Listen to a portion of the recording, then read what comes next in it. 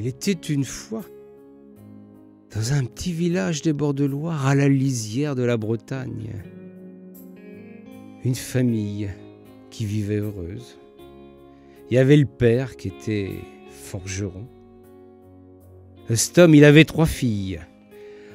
Artémis, Clotilde et Nora.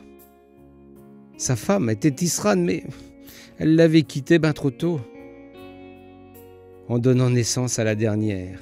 Il avait élevé seul ses gamines. Et puis, il avait essayé de leur transmettre son savoir. Artémis, l'aînée, était devenue charonne à son tour. Et puis Clotilde, avec les outils que lui taillait sa sœur, était devenue menuisière. Et avec Nora, qui avait désiré prendre la suite de la maman et qui avait choisi le métier de la toile.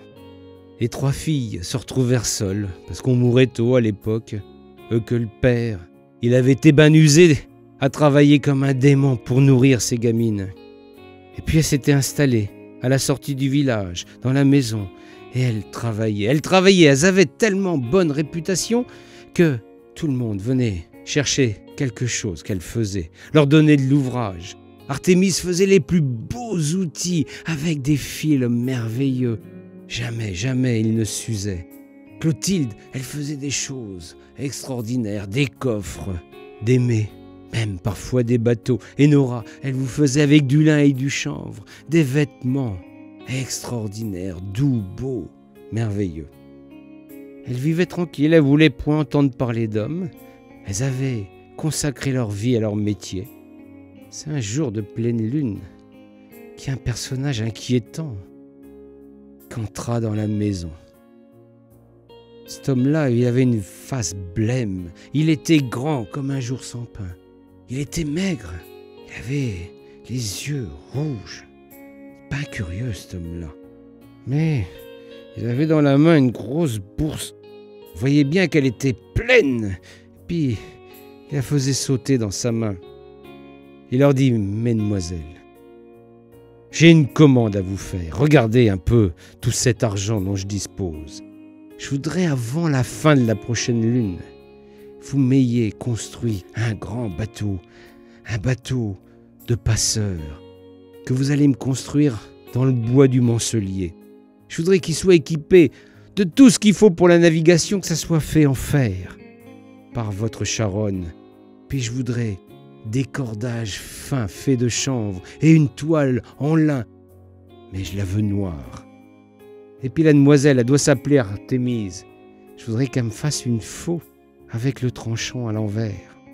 Voilà.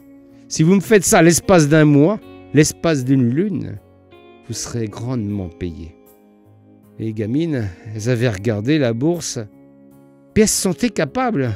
Elles se disaient, ça c'est une folie, mais on va accepter. Alors l'homme, avant de partir, il a dit, demain à la première heure, mes hommes apporteront tout ce qu'il vous faut pour réaliser ce que je vous ai commandé. Elles se mirent à la tâche. Elles n'arrêtèrent pas. Pendant ces 28 jours et ces 28 nuits, sans arrêt, elles travaillèrent.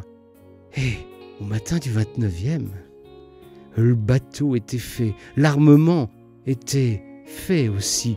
Et puis, tout ce qu'il fallait comme cordage et cette voile noire comme du jet, c'était incroyable. Et l'homme, à la nuit tombante, est revenu. Il a regardé. Je pense qu'il ne doutait pas un seul instant que sa commande serait réalisée. Il a dit, pour être payé pour recevoir cette bourse, il va falloir traverser la Loire avec moi, aller de l'autre côté. Oui, c'était une bien curieuse demande, ça. Il rajouta. Par contre, vous allez prendre une bougie, et si la bougie s'éteint le long du voyage, vous ne serez pas payé, puis je vous garderai avec moi. Alors la plus jeune, Nora, elle a filé au jardin, elle a pris une grosse citrouille, elle l'a creusée, ben vite avec le couteau qui traînait dans le jardin, et puis elle y a mis bien à l'abri la bougie. Elle est venue fière d'elle-même. Elle a dit au bonhomme, oui, voilà, la bougie, on va l'allumer, mais on la laisse là-dedans. Le bonhomme, je ne sais pas si vous l'avez deviné, mais c'était l'encou. Il a ri une fois de plus, mais son rire était un peu atténué. Il se demandait quelle diablerie elle avait fait, cette gamine. Pourtant, les diableries, c'était son affaire.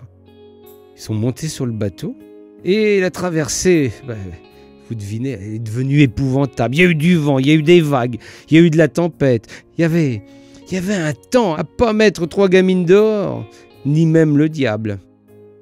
Ils ont fini par arriver sur l'autre rive. La bougie brillait toujours. Et le diable, puisque c'était lui dont il était question, il avait perdu. Et les mauvais joueurs, il jeta la bourse aux gamines et leur dit « Allez au diable et... » Puis je veux pas vous retraverser de l'autre côté, moi, mon bateau. C'est celui qui transporte les âmes damnées qui vont en enfer. Vous me l'avez bien fait. Vous êtes encore vivante par je ne sais quel maléfice. Eh bien, allez, filez. Les gamines, elles ont dû faire un long chemin à pied parce que des ponts, il n'y en avait pas beaucoup à cette époque-là. Elles sont revenues chez elles et puis elles ont enterré cette bourse. Elle était pleine de pièces en or, mais pas question de toucher à ça. Elles l'ont enterrée. Alors si vous allez traîner du côté d'Oudon ou de Mauve, mettez-vous à la quête de cette bourse. Mais je crois qu'il vaut mieux pas y toucher à cet argent. C'est l'argent du diable. Soyez plutôt comme les 3 sœurs, malines, pétillantes. Et vous occupez pas des demandes bien compliquées des gens qui ont trop d'argent.